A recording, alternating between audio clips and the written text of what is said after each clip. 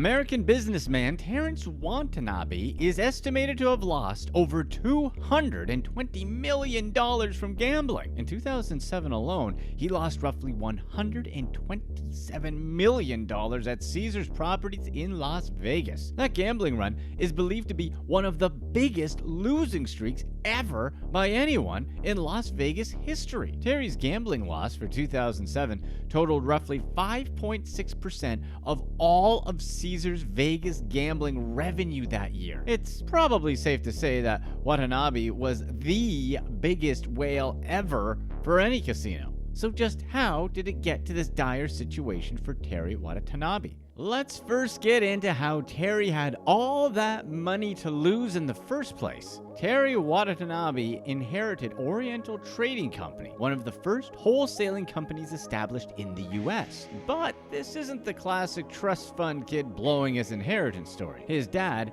Harry Watanabe, founded the company in 1932. It initially started out as a gift shop, and over time, the company expanded to 17 stores throughout the Midwest in the US. However, important restrictions during World War II forced his dad's company to have to shrink back to just one store in their home base of Omaha, Nebraska. After the Second World War was over, the company began to take off again. Oriental Trading Company quickly became one of the biggest suppliers in the world for carnival supplies. When Terry was 15, his dad asked him if he wanted to take over the business, something that's a Japanese tradition for the firstborn son. By the time he was just 20, he was already the CEO of the company. However, Terry was gifted in business. After he took it over, Terry actually built the wholesaling business multiple times bigger than his dad. How did he do it? He shifted the focus of the company from just carnival to party supplies for all sorts of events instead. Any type of supplies for a party for almost any occasion,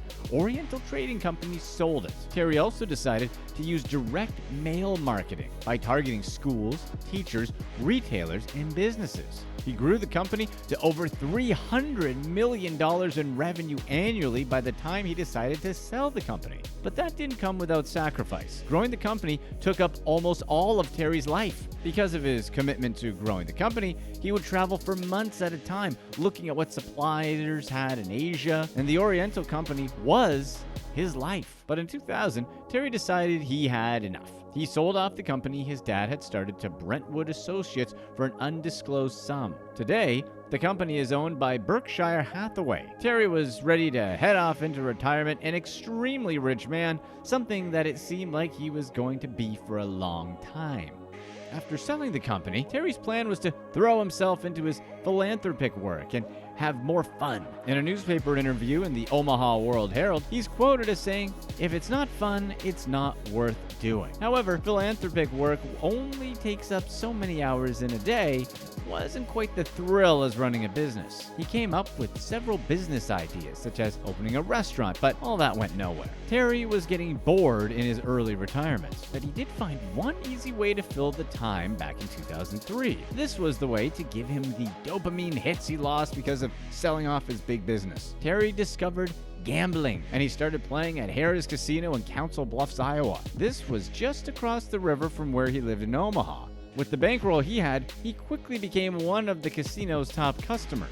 Terry's gambling didn't get out of control all at once. It was when he began going to Las Vegas beginning in 2005 when the wheels started falling off. His drinking and gambling started getting more intense. When he first went to Vegas, Terry primarily stayed at the Wynn. His heavy betting and the way he played got the attention of founder and then CEO Steve Wynn. He met with Terry in June of 2007 after hearing all the crazy stories of how Terry would bet. In that meeting, Steve concluded that Terry was a compulsive gambler and an alcoholic. So he decided to help him in the best way that he could, and he banned him from all of Wynn's properties. Is this something Caesars executives should have considered as well? Because he was kicked out of the Wynn, Terry went to Caesars properties to play instead. Caesars welcomed his business with open arms. What Caesars executives discovered was that he gambled like no one else they had ever seen. In fact, according to court documents, they came up with a special algorithm to come up with offers that they would only give to Terry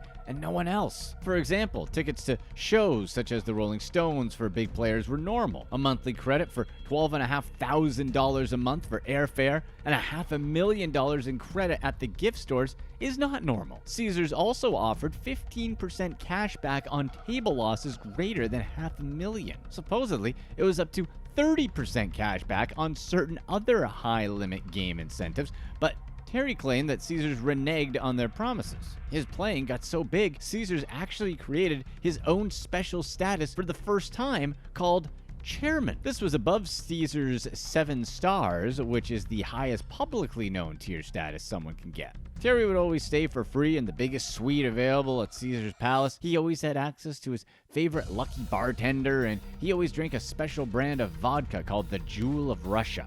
He was constantly surrounded by assistants who would do practically everything and anything he wanted. It all came crashing down when Caesars took Terry to court. He was charged with 4 counts for intent to defraud and steal from Caesars. But Terry wanted Caesars to take some responsibility too for his losses. But Caesars basically told him to be a big boy and live with the choices that he made.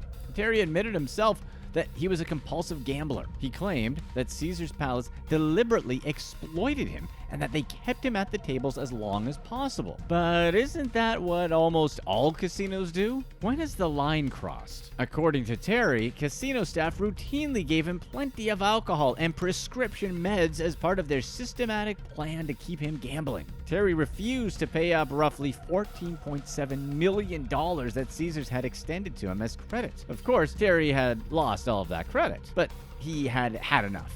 He already lost enough money to the casino. He had already lost over $200 million from gambling, and he was ready to fight back in court. His main argument he had planned to clear his outstanding debt wasn't only centered on Caesar's negligence to stop him from playing, but it was also on their supposed encouragement for him to keep playing even though they knew he had had enough. Allegedly, employees would see Terry floating in and out of consciousness while gambling at the tables. These allegations only surfaced when Caesars took him to court. For Terry, it seems like his allegations were right. Several Caesars employees had said that their managers told them to let him continue betting even while he was in no shape to play. Casino rules and state law clearly state that anyone who's clearly drunk is not allowed to gamble. And these employees were afraid that they'd be fired if they did anything to stop Terry from playing. Caesars' company policy at the time was to politely ask any drunk players to stop gambling. Was that a tactic that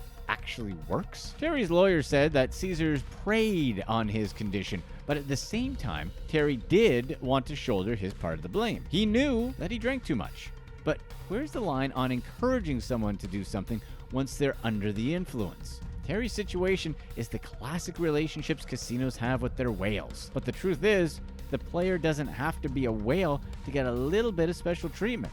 Anyone with a little bit of money can have their own host. Casinos cater to big gamblers by giving out free luxury suites, the use of private jets, and an army of personal assistants to help out any player that plays big enough. But again, the big question is, where is the line drawn? It's already hard enough to try to control a regular person that drinks too much. It's extra hard to try to control rich and powerful people who are not used to hearing the word no.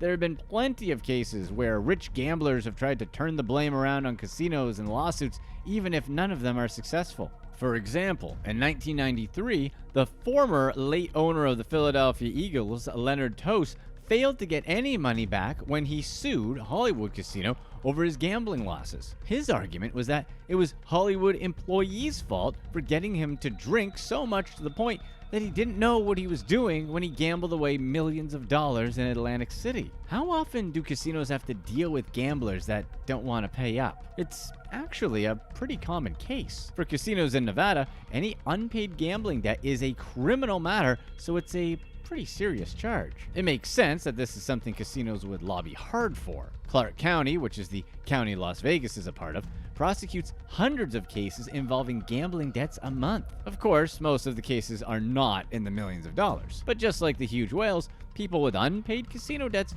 will sometimes try to get out of criminal charges by claiming that casinos kept them drinking. This kind of defense never works. The rule of courts in all cases is that nobody made anyone drink. But regulators do fine casinos for letting people gamble who are visibly drunk. Isn't that almost saying a casino has a part in the losses? And not all casinos are the same. There are casinos out there who will stop people from playing if they're behaving erratically, and they'll especially stop someone from playing if they suspect they won't pay their debts. But don't think that it's something they're doing out of the kindness of their hearts. They basically treat it as a cost-benefit decision. This is according to Glenn Christensen, who's a former Station Casino's chief financial officer. Caesars maintained that they treated Terry just like any other player. The only difference was that he was the biggest player. But this is most likely not true. Probably the biggest reason why Caesars wanted him to play was because he was a bit unusual in his gambling. Well, at least for when it comes to someone who plays so big. Terry didn't just play the usual whale games of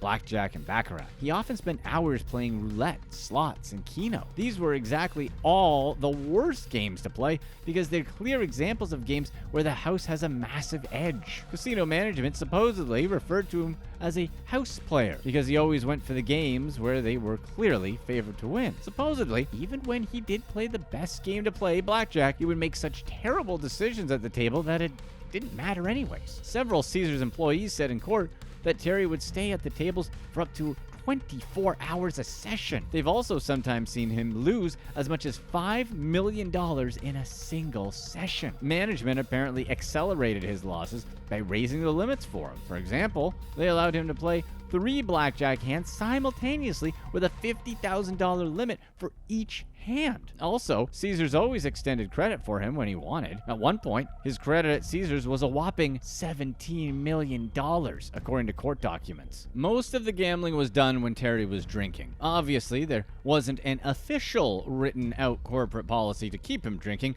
but staff knew just how much money he was dumping into the casinos because he was literally their #1 customer that year. Supposedly, a picture of him was up in the employees' back rooms. When he drank too much, no one wanted to be the one to cut him off. It was a lose-lose situation for the staff working. They were afraid of what upper management would do if he stopped because they told him to, and they were in danger of losing out on any big tips. His tips were almost as legendary as his gambling. According to court documents, he regularly handed out to Caesars employees bundles of $100 bills that could total as much as 20 grand. Terry's personal handlers told the courts that he also had thousands of Tiffany gift boxes that had $50 to $100 gift cards. He would hand the boxes to any employee that was taking care of him, from bartenders to security guards. Now, as for Caesars' alcohol policy at that time, the company tells its employees to ask people who have clearly had too much to drink to only refrain from gambling as required under state regulations. Employees also attend